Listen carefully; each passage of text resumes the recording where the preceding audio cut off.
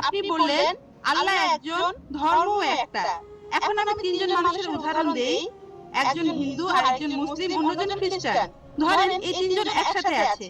এখন তাদের শরীর যদি কেটে ফেলা হয়, সেখানে আপনি কি দেখতে পাবেন? শুধু রক্ত। শুধু রক্তই পাবেন। দুধ পাবেন না, পানি পাবেন না। শুধু রক্তই পাবেন।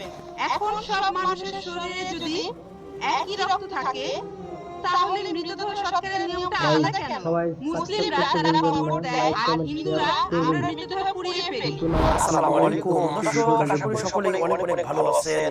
দর্শক শ্রোতা, ডক্টর জাকির নায়েক স্যারকে একজন অমুসলিম হিন্দু বোন প্রশ্ন করেন, মুসলিমদেরকে কেন মাটি দেওয়া হয় এবং হিন্দুদেরকে কেন পুড়িয়ে ফেলা হয়? জবাবে ডক্টর জাকির নায়েক স্যার এত সুন্দর উত্তর দিয়েছে, মাশাআল্লাহ, আলহামদুলিল্লাহ। উত্তর শুনে অমুসলিম হিন্দু বোনটি অবাক হয়ে গিয়েছে।